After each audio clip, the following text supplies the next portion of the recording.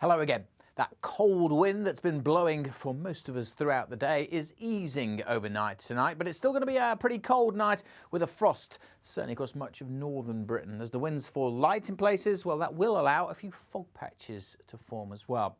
Now, it's not going to be completely dry. We've still got low pressure in charge. This low is edging away out into the North Sea. The wind's coming around it down from the north or the northwest, in particular feeding showers in across the east of Northern Ireland and northern parts of Wales. The showers along the east coast, well, they should tend to ebb away overnight.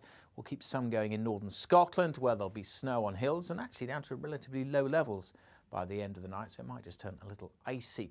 For most, though, it turns dry and clear and cold. That's frost across Scotland, northern England, but even further south there will be some patches of frost in the countryside as temperatures drop well down into single figures even in towns and cities. So you may have to scrape the car for Wednesday morning's commute.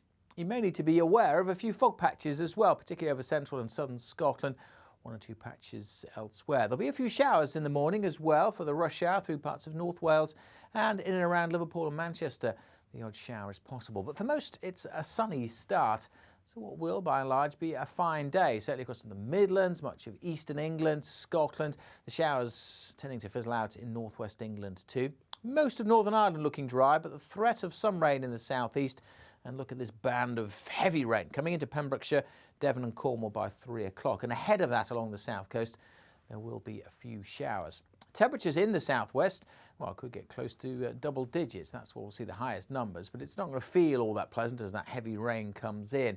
Elsewhere, we're looking at 5 to maybe 8 Celsius. Bit of sunshine with lighter winds compared to Tuesday. It might not feel all that bad, but these temperatures are still below average for the time of year.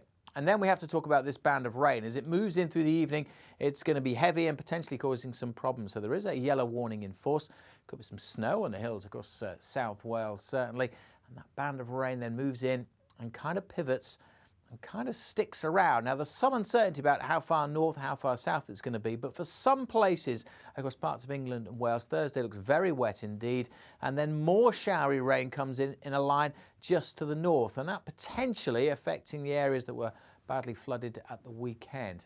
So, as a combination of that persistent rain and that wet weather perhaps affecting those flooded areas, there are 2 yellow warnings in force for Thursday. The potential for further flooding, the potential for further disruption. So make sure you're across the weather warnings, because they may develop over the next day or so as we firm up on exactly where that rain band is going to be. One thing's for sure, if you're stuck under that rain band, it will feel cold.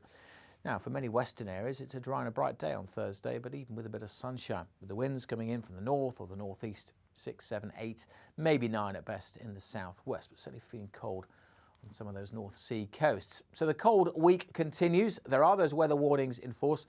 As I say, make sure you stay up to date with the very latest. Best way to do that, follow the Met Office on Twitter and Facebook.